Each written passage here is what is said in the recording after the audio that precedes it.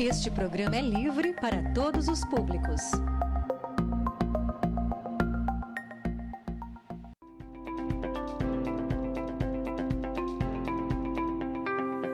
Câmara Convida. O ano de 2024 será marcado por mais um importante período eleitoral no país. Desta vez serão escolhidos prefeitos, vice-prefeitos e vereadores para administrarem as cidades entre 2025 até 2028. No território da Diocese de Piracicaba serão 15 cidades que, de acordo com a equipe diocesana da Pastoral Fé e Política, além dos chefes de executivo, serão escolhidos cerca de 250 representantes legislativos para as câmaras municipais. Diante desta conjuntura, a Igreja Católica realiza um período preparatório e de conscientização sobre essa disputa. Para falar desse trabalho tão importante realizado na Diocese aqui de Piracicaba, o programa Câmara Convida recebe o bispo Dom Devair Araújo da Fonseca, a quem eu agradeço e desejo boas-vindas aqui no Câmara Convida. Obrigado, Érica. Obrigado pela possibilidade de estar aqui nesse dia. No programa da Câmara para a gente conversar um pouco sobre política, esse tema que é tão importante para toda a nossa região, para os 15 municípios da nossa região de Piracicaba.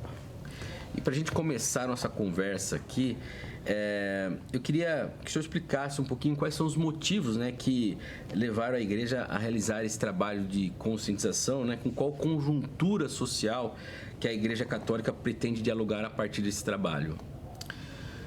A partir das palavras do Papa Francisco, mas também antes do Papa Bento XVI e do próprio Papa João Paulo II e Paulo VI, a política ela é uma expressão de caridade, ela é uma forma de caridade à medida que aquele que trabalha na política faz o bem comum. Então, participar da política é algo nobre, é um primeiro ponto basilar, fundamental que nós precisamos colocar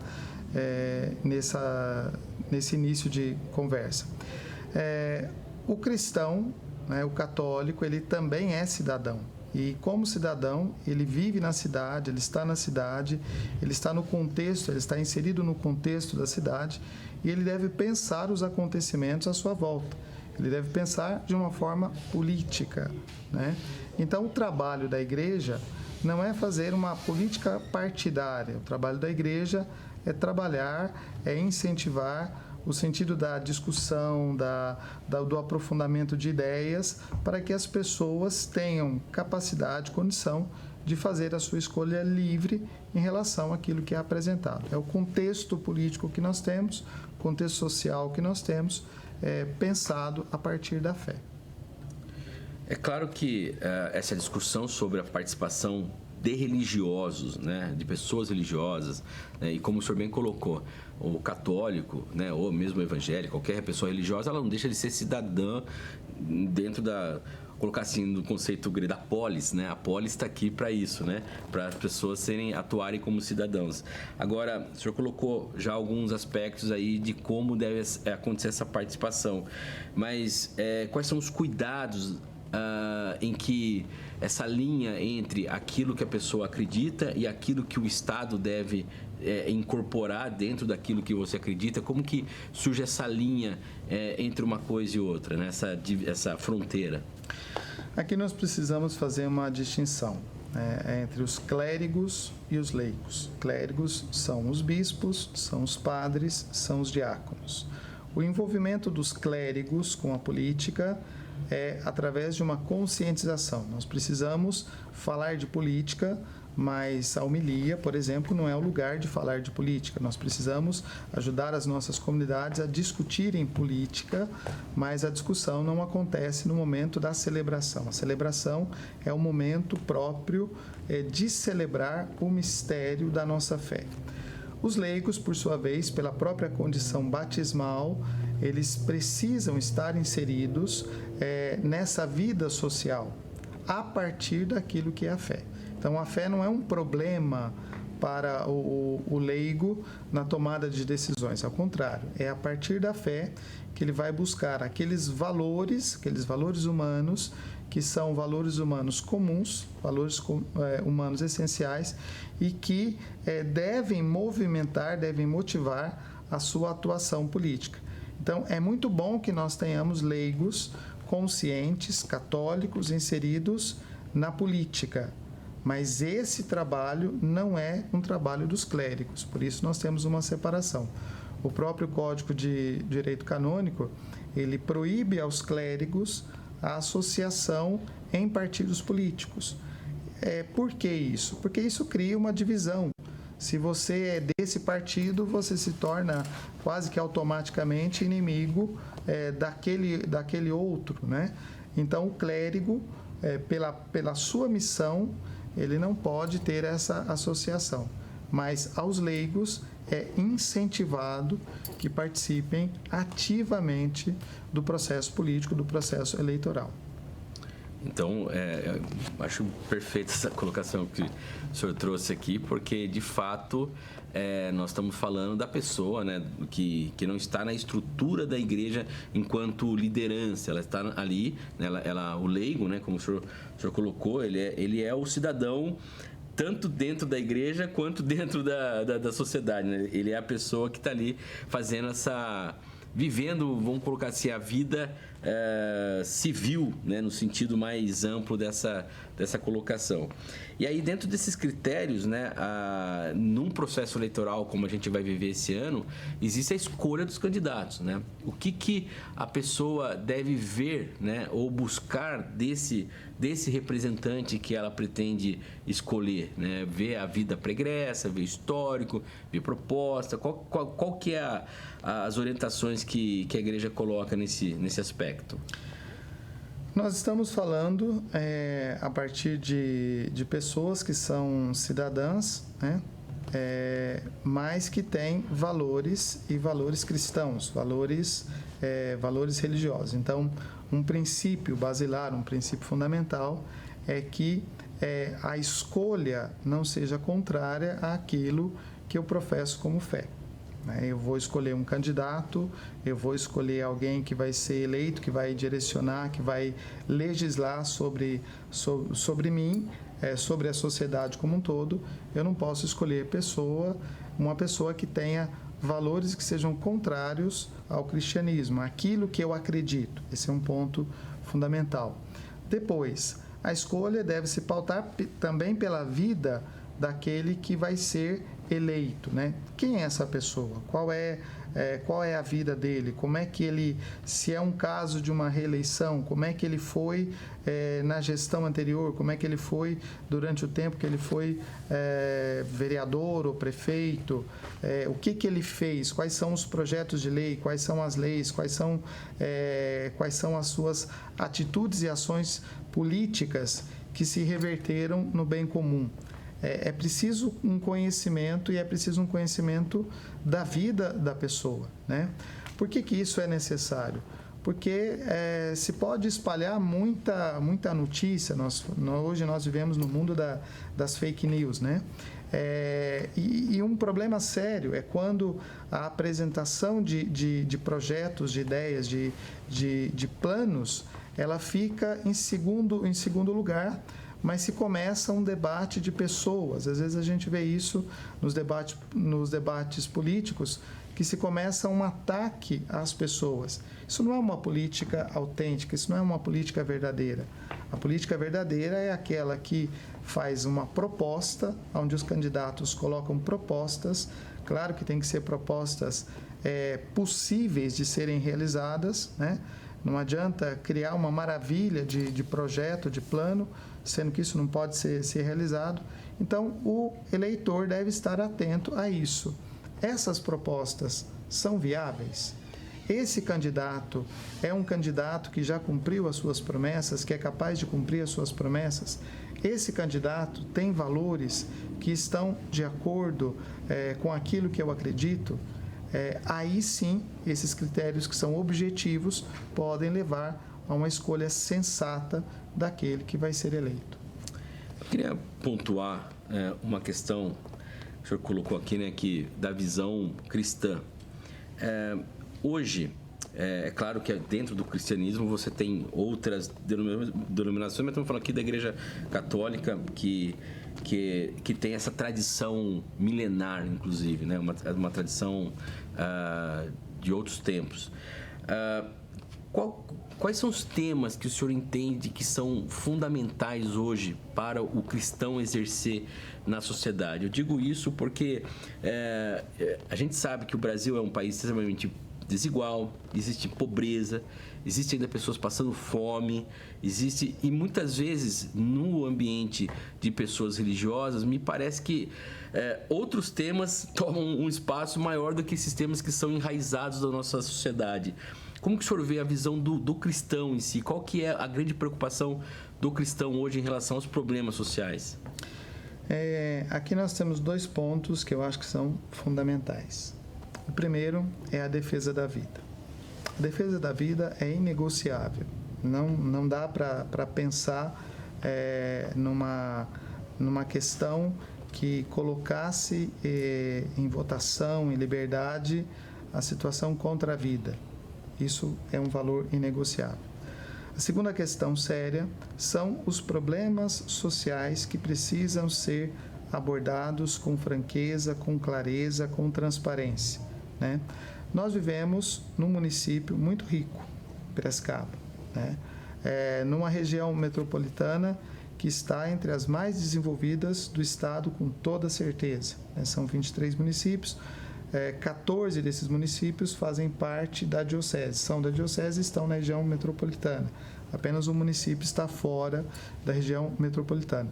No entanto, nós temos um alto índice de pobreza, nós temos pontos de pobreza em Piracicaba, em torno de 28 pontos de favela, né?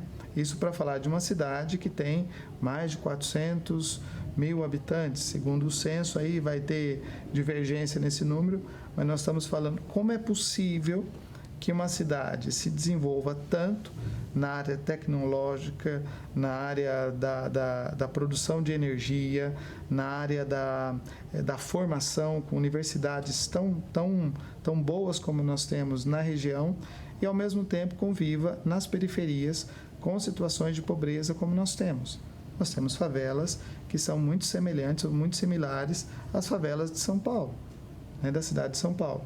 É claro que aqui nós estamos falando de números. Então, se lá em São Paulo você tem uma favela com 100.000 pessoas, aqui você tem uma favela com 500 famílias. Mas são 500 famílias que vivem numa condição de pobreza, numa condição de falta de dignidade. Isso aqui. Então, esses 2 pontos, eles precisam ser abordados com tranquilidade, com serenidade e com transparência, com projetos que sejam projetos viáveis. É preciso tirar as pessoas dessa condição de miséria, de pobreza, de falta de dignidade, porque isso afeta a pessoa humana. Porém, com projetos que sejam viáveis, né? Não adianta fazer a promessa dizendo assim, olha, nós vamos resolver o problema da favela, nós vamos dar casa para todo mundo. Mas como é que será isso? Como é que vai se viabilizar isso daqui? Além disso, um projeto social verdadeiro, ele precisa ser acompanhado de uma continuidade. Dar a casa resolve o problema? Não. É preciso dar trabalho, é preciso dar condições de escola, é preciso dar condições de saúde para aquelas pessoas. Do contrário, o que acontece? Você transforma a favela horizontal numa favela vertical, né? E isso tem acontecido, isso acontece com muita tranquilidade, né? Então, o problema social precisa ser abordado de frente. Ele deve ser pautado nos projetos e nas propostas políticas dos candidatos, mas precisam ser projetos e propostas que possam ser viáveis. Não adianta dizer que eu vou resolver o problema. Como? Qual é o caminho? Como é que se chega a isso, né? E veja, isso também é defesa da vida, né? Então, a defesa da vida e a questão social, elas estão ligadas e são pontos basilares nessa discussão política. E aí, dentro desse aspecto, né, da defesa da vida, que e de fato não dá nem para dizer que é bandeira da Igreja Católica, é a própria existência da Igreja Católica, né, a questão da vida, tem a discussão do aborto, né, que é a grande... eu acho que é o tema que ele cria sensibilidades de vários aspectos. Nós temos uma realidade da mulher brasileira, né, que ela se diferencia de acordo com a classe social, se diferencia de acordo com a sua cor da pele, né, com a questão do racismo, né, muitas vezes por conta de orientação sexual, no caso de mulheres que são LGBT. Como que a igreja entende essa complexidade dentro desse tema? E aí eu coloco isso porque a argumentação geral, quando alguém vai colocar isso em relação ao Estado, que você não incentiva, é lógico que ninguém vai incentivar o aborto, mas você tem que dar uma condição para, eventualmente, aquela mulher que queira ter essa atitude. Como que a igreja vê essa questão que eu entendo que existe uma grande contradição social em torno dela, né? Novamente, aqui nós temos 2 pontos que precisam ficar claros. O valor da vida é inegociável. O aborto não é uma pauta que vai ser mudada, modificada, porque isso é uma questão doutrinal. Então, o valor da vida é inegociável, não se negocia a vida, né? Segunda coisa, não se resolve um problema propondo um outro problema. Não se resolve o problema do racismo propondo a morte de uma criança que não nasceu. Não se resolve o problema social propondo o não nascimento de uma criança. Uma visão que caminhe nessa direção, ela se torna mais racista e ela se torna mais problemática socialmente. Porque ao invés de resolver o problema social do racismo, ao invés de resolver o problema social da pobreza e da miséria, é uma afirmação de que esses que vão nascer são aqueles que devem ser descartados, né? Como o aborto pode resolver o problema do racismo? Como o aborto pode resolver o problema da pobreza? Será que é a solução? Né? Quando a pauta vem dessa forma, quando a pauta vem defendida como bandeira de alguns partidos políticos, de algumas ideologias políticas, a gente percebe por trás disso um certo tipo de seleção, né? Então, vamos fazer com que essas crianças indesejadas não venham a nascer para diminuir o problema, né? Isso é um tipo de higienização social, de limpeza social. E a igreja combate justamente isso. O combate aqui é esse. É preciso resolver o problema do racismo, o problema social, o problema, tantos problemas sociais aí. Mas não se resolve o problema criando uma lei que autoriza a morte de um inocente, de uma criança, né? A criança que nasceu, ela precisa ser acolhida pela sociedade. É preciso dar condições. Se a mãe dessa criança não tem condições, se a família dessa criança não tem condições e essa criança vai nascer e ela não vai conseguir se desenvolver naquela família, então nós temos muitos casais, nós temos muitas famílias abertas para a adoção, que aliás é um processo às vezes longo e moroso, né? Que faz com que famílias que estão há anos esperando a adoção não cheguem a isso. Mas não se resolve um problema criando outro problema.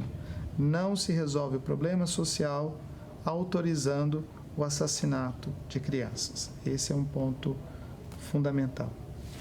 Perfeito.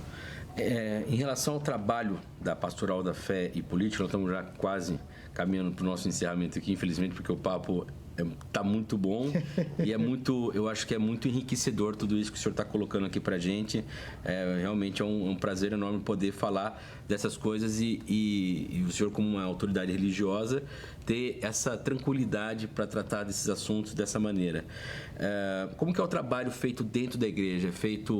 É distribuído cartilha? Como que é feito o trabalho da divulgação de todas essas ideias, todas essas posições da igreja dentro do seu raio de atuação?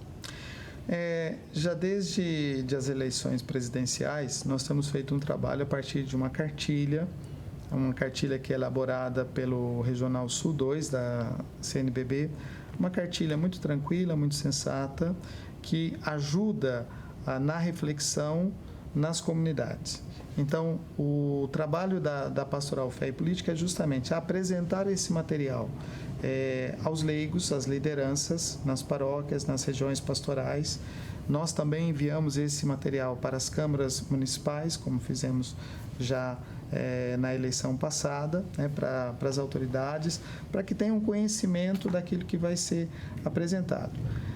E o material, aquilo que está na cartilha, é justamente um caminho de discernimento para ajudar os leigos na sua escolha. A escolha do candidato, ela é uma escolha livre, ela não pode ser uma escolha condicionada, comandada, direcionada por uma pessoa, né? Eu não posso transformar o altar, o momento da celebração da missa, no momento de palanque político. Mas os grupos podem se reunir para refletir sobre política. É uma diferença. O padre, ele não pode apresentar um candidato, mas alguém da paróquia que está envolvido nesse ambiente pode se apresentar como candidato nos momentos fora da celebração. Por quê? Porque aí a gente celebra, a gente separa a celebração da apresentação dos candidatos. E aí não há confusão entre uma coisa e outra. A religião tem o seu papel, a política tem o seu papel, é importante a discussão, o trabalho conjunto, mas é preciso manter a autonomia da igreja e do poder público ou da política. Perfeito. Dom Devar, mais uma vez gostaria de agradecê-lo novamente. Só mais uma informação, essa cartilha, se for no site da Diocese, consegue ter acesso a ela? No site da Diocese, sim. Nós vamos colocar também no site da Diocese todo esse material, a gente disponibiliza. Legal, bacana. Muito obrigado mais uma vez. Seja sempre muito bem-vindo aqui ao Câmara Convida. Obrigado pelas informações, toda essa contextualização que o senhor nos trouxe aqui. Obrigado, agradeço a possibilidade da discussão e sempre que possível podemos conversar e dialogar sobre esses assuntos. Perfeito. E a gente volta daqui a pouco no segundo bloco do Câmara Convida com a vereadora Silvia Morales, que é lá do Mandato Coletivo A Cidade é Sua, também para falar do trabalho, da atuação dela aqui. Fique com a gente, em instantes estamos de volta. Valeu!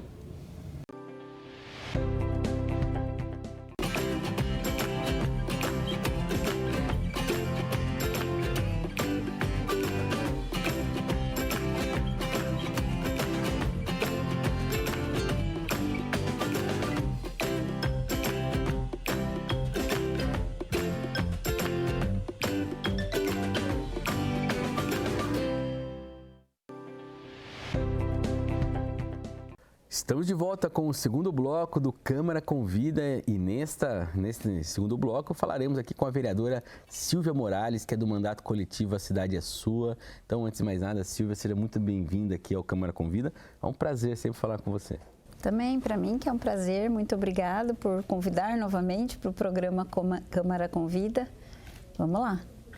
A Silvia, assim como as outras vereadoras aqui da casa, faz parte da Procuradoria Especial da Mulher, que durante o mês de março realizou aí diversas atividades dentro, ali do mês de março, marcando por conta do 8 de março, que é o Dia Internacional da Mulher, falando de vários aspectos, né, da luta feminista na cidade, mas sobretudo da violência, né? Nós temos uma cidade aí com um alto nível de feminicídios.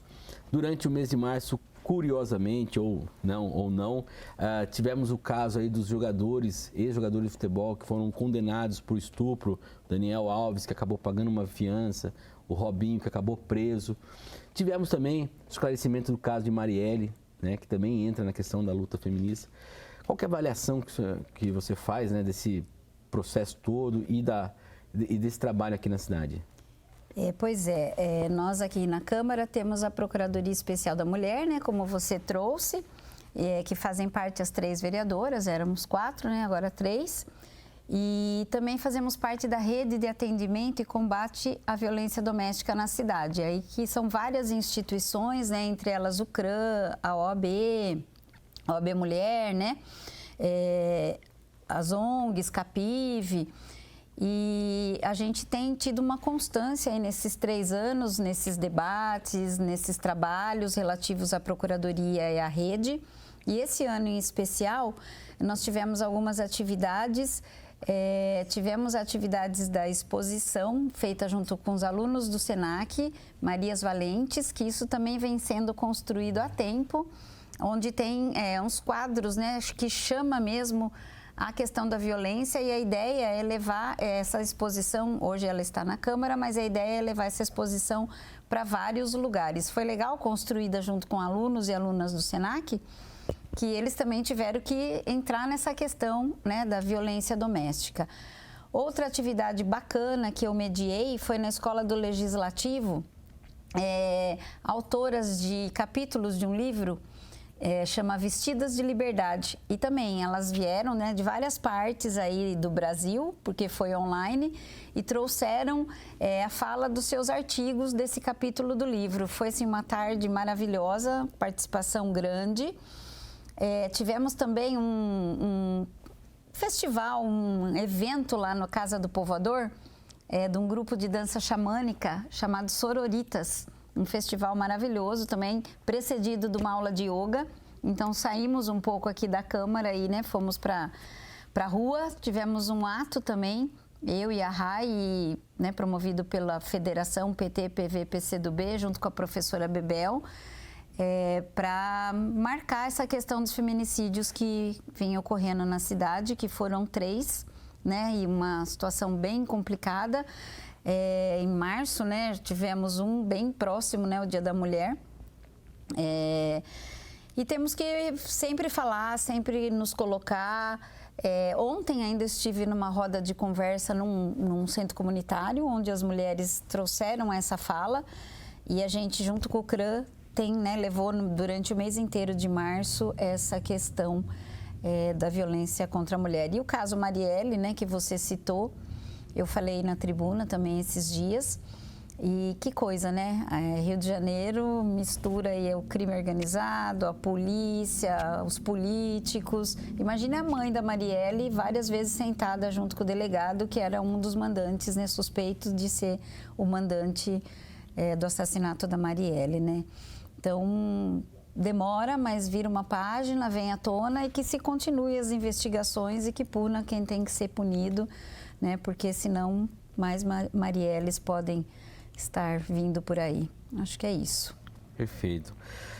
O mandato coletivo, né, a partir da atuação que a senhora tem aqui dentro da Câmara, aliás, é estranho chamar a senhora de senhora. Posso chamar de você, né, Silvia? Porque pode. A Silvia, a gente tem uma proximidade. Então, eu vou chamar de você, permita-me. O mandato coletivo tem uma atuação muito forte na questão do patrimônio, né? Eu vejo o trabalho, vocês estão muito à frente do trabalho aí do movimento Salve a Boys. E também agora desse projeto que tem lá na Lidor Pecorari, na avenida que é conhecida como Rua do Porto, na verdade ali, né? Que a prefeitura está apresentando. Eu queria que, falando dos casos separadamente, primeiro, como está a situação do movimento Salve a Boys, como está essa questão da Boys, e depois da Lidor Pecorari.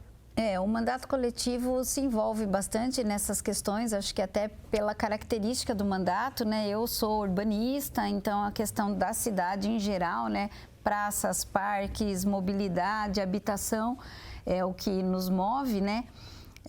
Também temos lá os co-vereadores da área, né, de artes, o João, o Pablo historiador também, então se envolve bastante com a questão do patrimônio histórico.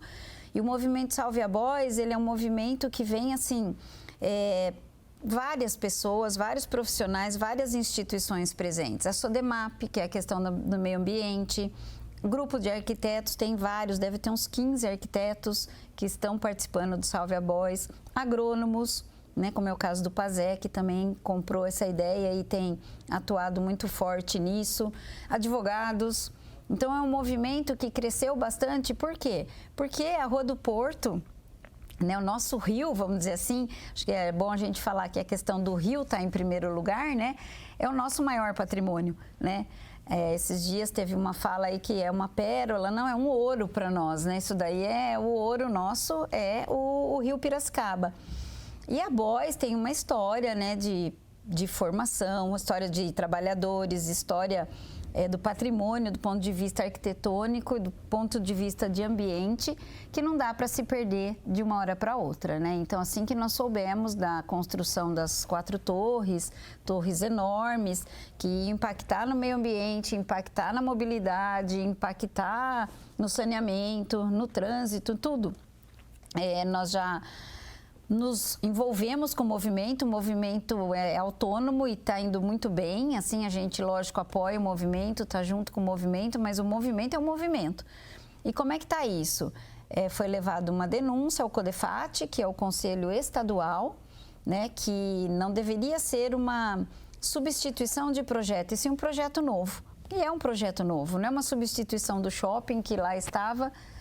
E foi acolhido, já teve um parecer de alguns conselheiros e também foi pedido tombamento pelo Estado, tendo em vista que aquela região toda é uma região do Projeto Beira-Rio, uma região que foi tombada em 2014, tem um decreto de tombamento, e tendo em vista os patrimônios históricos que estão do lado ali, o Engenho, a Casa do Povoador, o Palacete da Boys, o Museu da Água. Então, não tem por que a Boys ser demolida, né?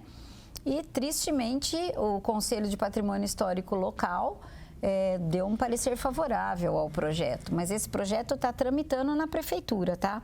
Então, ele anda de secretaria em secretaria, né, tendo em vista o parecer do CODEPAC, ele vai andar no trânsito, na Semujet, na Secretaria de Obras, Semusel, né, que agora não é mais obras, e não está com alvará. E esperemos que não esteja, porque já o Estado já está intervindo e o IFAM também, só para concluir o Instituto de Patrimônio Histórico Federal.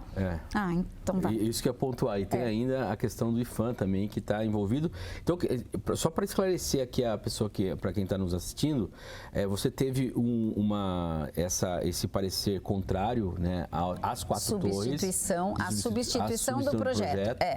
E esse projeto, ele caminha na prefeitura, então ele ainda tem que ter o impacto de vizinhança, tem que ter vários impacto ambiental, ele tem ainda que ter outros estudos para ver se ele é viável ou não. Isso. É uma coletânea de estudos mesmo, né, que tem que ter para se dar um alvará final, né, de construção. Ok, pode construir. Aí o processo vai se complementando com esses estudos e com os pareceres. Como agora já abriu, foi protocolado um pedido de tombamento estadual, a gente imagina que vai ter uma parada nesse processo até que o Estado faça a sua análise. Entendi. E já elaboramos também, já encaminhamos também, né, o próprio movimento para o IFAM, que é Instituto de Patrimônio Histórico Nacional. Aliás, nosso rio merece, a nossa orla, eu sempre cito, né? Todo mundo vai no Engenho, né? Todo mundo quer ir na Festa das Nações, no teatro, numa exposição, numa festa, mas não se lembra que o Engenho foi tombado lá atrás e por isso hoje a gente pode usar e é público, né?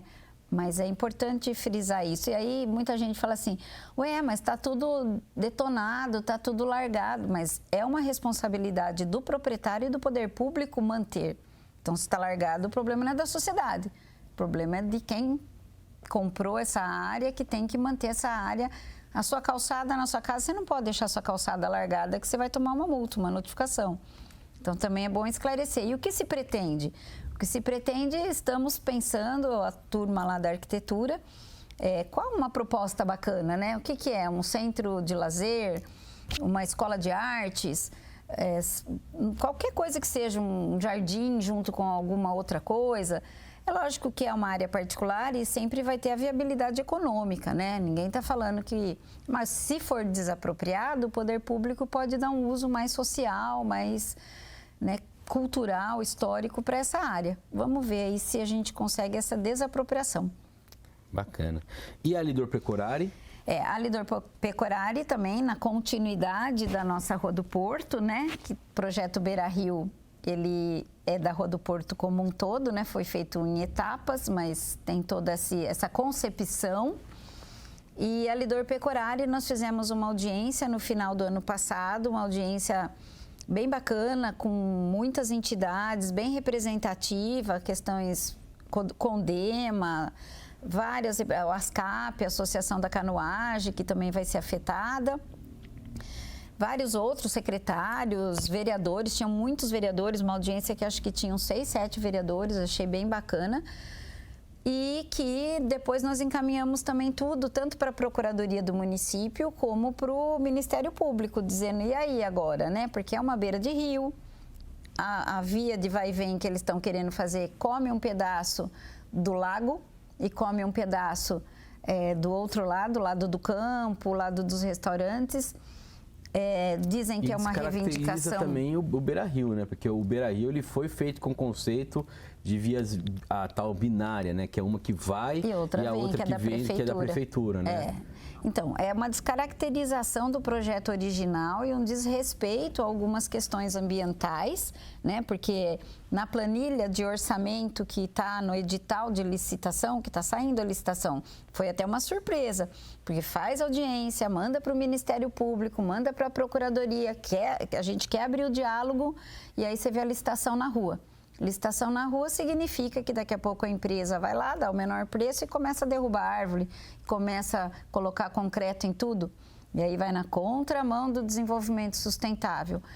Então, nós estamos vendo também os caminhos. Do rio, bem do lado do rio, beira né, do rio, a planilha orçamentária mostra que tem lá em torno de 180, 200 árvores que sumirão. O campo está prejudicado também, né?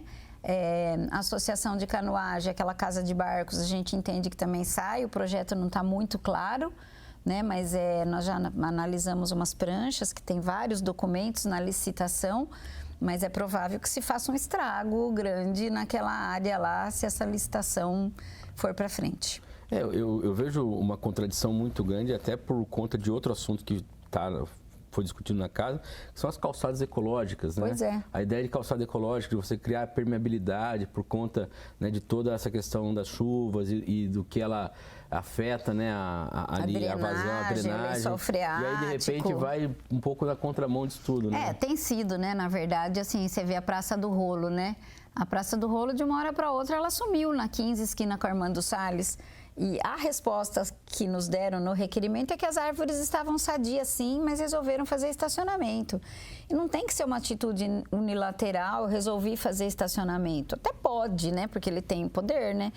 Poder executivo, mas não deve, né? Porque, de fato, as tendências de urbanismo, a questão do desenvolvimento sustentável, a questão das ilhas de calor... A Exalc tem um estudo sobre ilhas de calor que aumenta, às vezes, 3, 4 graus, dependendo de onde você está, né? Por conta da falta de árvore ou não, né? Eu trouxe para a sessão esses dias também um vídeo da Colômbia, onde eles estão promovendo os corredores urbanos ecológicos. Então, assim, ligações de praças, né? Alguns corredores mesmo. Então, essa questão da temperatura aumenta, né? Essa questão da biodiversidade volta, os passarinhos, as frutas e tudo, né? Tem a água, né? A gente está falando tanto em falta d'água, problema com água. A longo prazo, se você reflorestar, se você fizer projetos de desenvolvimento sustentável e projetos verdes, isso vai melhorar, como tem sido feito na zona rural. Eu sei que a SEMA está atuando em algumas situações de recuperação de nascente na zona rural, em convênio com um projeto do governo do estado, enfim. Existe até no plano diretor que você participou muito forte, né? Tem ali a área de proteção hídrica, né? Justamente por conta de você criar lugar que a gente, entre aspas aqui, né? Mas produza água. Sim. Né? Porque senão a gente daqui a pouco não vai ter de onde tirar mais água, né? Os nossos mananciais estão naquela região, né? Estão no Pau Queimado ali, né? Ali, se eu não me engano, é na região dos Marinhos, né? Que tem essa região de produção hídrica, né? E falando nesse contexto todo, existe o PLC 5, que é o chamado aqui Código Florestal Municipal. O que é essa proposta? Como que ela está? Pois é, essa proposta já vem de 2023, né? A gente já tinha feito ela 2022, se eu não me engano, e depois de 2023, de novo, a gente colocou, ela foi rejeitada. Deram uma rasteira, aprova esse, eu aprovo esse e tal, e no final ela foi rejeitada. Não foi bem assim, acho que não entenderam bem. E é muito triste isso, porque de fato ele visa a proteção de áreas de APP, área de proteção ambiental, área de proteção permanente. São as beiras de rios, ribeirões nas áreas urbanas. Porque o Código Florestal Nacional, ele tem um mínimo, 30 metros para rio até 10 metros, que é o caso do Piracicamirim, por exemplo. Então, a gente só está voltando, como o Código Nacional deixou um pouco aberto, a gente volta para que no município ele se mantenha nessas áreas de APPs. Lógico, tem excepcionalidades, por exemplo, exceções. A Rua do Porto já está consolidada, ninguém vai demolir a Rua do Porto para virar árvore, não é isso. Né? Mas o que ainda tem no perímetro urbano de áreas para serem loteadas, elas se manteriam como verdes nessas extensões de proteção hídrica, proteção permanente, proteção da paisagem. Então, isso vem de encontro com tudo isso que a gente está falando. E ele está tramitando na casa de novo. Espero que esse ano o pessoal entenda melhor, né? A gente até trouxe o pessoal da Exalc, do Corredor Caipira, para fazer a fala técnica, mas infelizmente ele não passou. Mas tem a ver com tudo isso mesmo, tem a ver com a proteção das áreas verdes. E o que é importante lembrar que, né, como a vereadora colocou, ele é um pouco mais restritivo que o Código Florestal Nacional, porque a lei federal ela permite que você faça uma lei mais restritiva do que a lei que é federal. Você não pode fazer uma lei mais branda, né? É isso. Então, é importante colocar, porque muitas vezes você mas se o Código Florestal está falando... Mas o Código deixa aberto agora. O Código fala assim, cabe aos municípios legislarem. Então, ele deu uma... Sim. Joga para os municípios. É um entendimento bastante...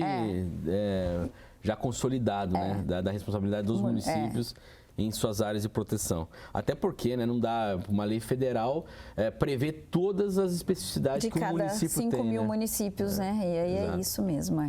E aí temos também a questão do PLC 47, que trata da pavimentação. Na verdade, é uma auditoria técnica, né, em novas pavimentações, recapeamentos e operações tapa-buraco no município. Esse também é um projeto polêmico que não foi aprovado ano passado. Nós colocamos ele de novo e nós estamos vendo a discussão, toda a sessão tem discussão de pavimentação, asfalto. Como se pavimentação fosse uma política pública, assim, que precisa, né? Nossa, tanta discussão. Tem que pavimentar, alguns lugares não. Mas para pavimentar, precisa ter esse controle tecnológico, porque, de fato, o nosso pavimento é muito ruim. Anos de pavimento ruim, desgastado. Pega a Avenida Centenário, algumas avenidas que passam cargas. E esse projeto prevê, de fato, essa questão da análise técnica, né, do laudo técnico, inclusive podendo ser feito com instituições de ensino, né? Podia ser até com a FUMEP, então que se aprove, né, se saia na licitação essa necessidade de mostrar os laudos técnicos da pavimentação para que as empresas tenham, né, essa obrigatoriedade. Enfim, parece que é chover no molhado, mas às vezes estando em lei é bem melhor, né? O que aconteceu recentemente na 1º de agosto lá, que foi ter que refazer a massa asfáltica, que no caso ele é de cimento, que eu acho que mostra essa necessidade, né, vereadora? Eu como engenheira, na verdade eu trabalhei bastante na prefeitura com pavimentação e quando veio esse projeto de alguns colegas aí que trabalham com pavimentação, uma discussão da própria Fundação Municipal de Ensino, eu achei que era um projeto que ia passar fácil, né? Porque é uma coisa que... como um que está judicializado. Que é o próximo assunto nosso, que é o projeto de lei 54, né? que ele trata das obras de arte, mas da preservação de obras de arte, mas está se referindo a obras de arte como pontes, viadutos, né? Que, na verdade, o projeto ele fala da sanidade, a apresentação do laudo de sanidade estrutural das obras de arte como pontes, viadutos, túneis e passarelas. O que é? E ele foi judicializado, né? Esse projeto também, vocês se lembram lá em São Paulo que um caminhão, um belo dia, bateu numa ponte, ela já estava desgastada, num viaduto. E ela estava com as ferragens expostas, enfim. E outros que caem por aí, né, que já caíram, que tem... Então, é prevenção dessa análise, né, de como estão os viadutos, pontes, passarelas na nossa cidade. Porque o concreto tem uma vida útil. A ponte tem uma vida útil, a ferragem, às vezes, né, tem uma vida útil. Então, também esse projeto era para fazer análise de como estão as nossas pontes e viadutos, que são as obras de arte. Na engenharia, né, um termo técnico, obras de arte, pontes, viadutos, aduelas, né, essas obras maiores. E o projeto visava isso também junto Algumas não deixam de ser obras de arte mesmo, né? Tem umas que são bem artísticas mesmo, né?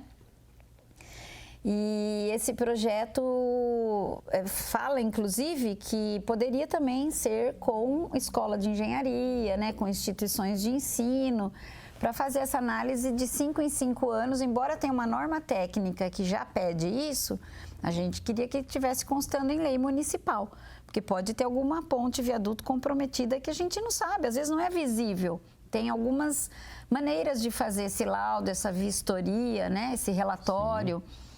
Sim. E infelizmente foi judicializado, ele foi aprovado, foi vetado, derrubamos o veto e ele foi judicializado sob o argumento que isso já existe em norma, que não tem orçamento para isso deixado, e a gente olhou no orçamento, tem uma rúbrica que daria para ser usado para esses laudos. E também, na verdade, tem um prazo de início da lei, né? Não precisava ser nessa gestão, a gente poderia deixar esse orçamento para futuro, né?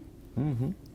Mas, infelizmente, está na justiça e ainda não temos o desfecho, se o projeto é legal ou ilegal, constitucional ou inconstitucional. A Câmara está... Né, o jurídico da Câmara está atento, nós conversamos esses dias e eles estão tentando de tudo para salvar esse projeto. Porque o projeto ele recebeu parecer favorável aqui, né? Recebeu. Então, assim, e já aconteceu outros casos de projetos que receberam parecer favorável, foram vetados, foram derrubados vetos, foram judicializados, né, É o mesmo caso. É o mesmo caso, então, assim, muitas vezes há um entendimento aí nos tribunais que está muito próximo àquilo que a gente está fazendo aqui enquanto conceito das leis, né? Uhum. Então, acho que Vereadora, eu percebo, eu gosto muito de conversar com a vereadora Silvia Morales por conta desse trabalho do plano diretor, que ela tem essa visão da cidade como uma totalidade. Eu percebo que as pautas que a senhora traz, que você traz... não são pontuais. Não são pontuais. Muitas vezes as pessoas têm dificuldade de enxergar essa totalidade do município, né? É que uma coisa puxa a outra, né? Na verdade, nada é isolado, né? Nada é sozinho. Existe lá, tem um problema de buraco na frente da casa do munícipe, problema de uma lombada na frente da casa do munícipe, um corte de uma árvore que está com a raiz danificando a calçada, perigo de cair. Mas isso são os pontuais mesmo. Agora, a cidade como um todo, uma orla do rio Piracicaba, afeta todo mundo, não só Piracicaba como... né? Estado, que seja, enfim, a região.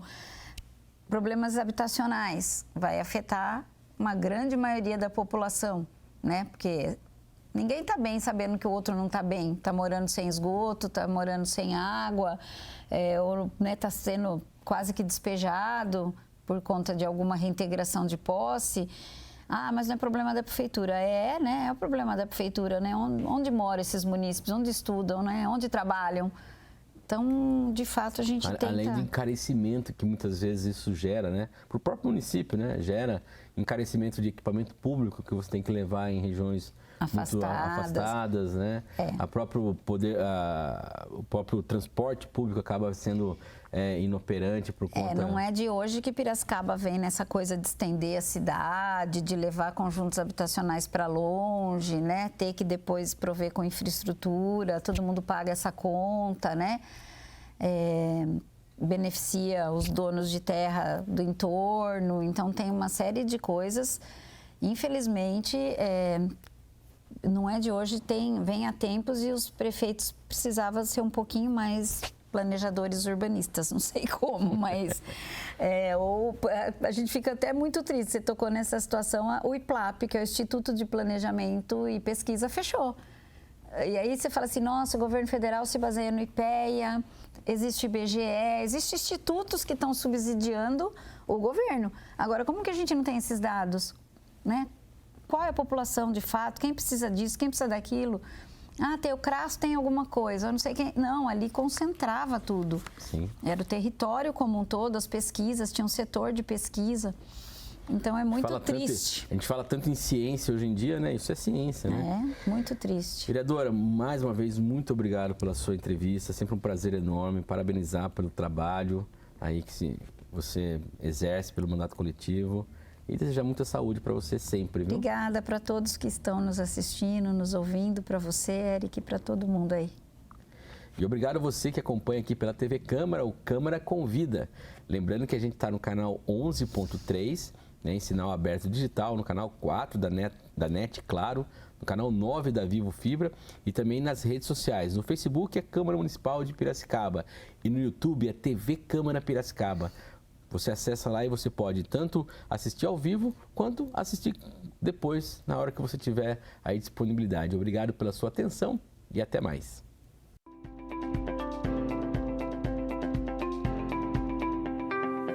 Câmara Convida.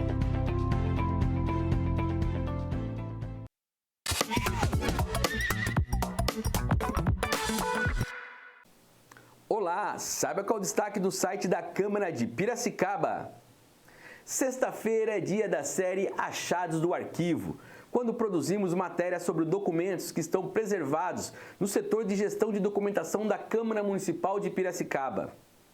Nesta edição, a gente relembra uma lei publicada em 1964 para que o sistema de saneamento da cidade passasse a adotar a fluoretação da água, com o intuito de reduzir o índice de cáries. Embora hoje seja comum a água que recebemos em nossa casa ter flúor, naquela época ainda não era algo tão frequente. Mas vale lembrar que, assim como já definia a lei em 1964, a fluoretação precisa ser na medida certa para que não gere outras doenças. Bateu a curiosidade? Acesse o site da Câmara e leia a matéria completa. Por hoje é isso. Fique ligado no Boletim Câmara Piracicaba e saiba o que acontece no Legislativo da nossa cidade. Até mais!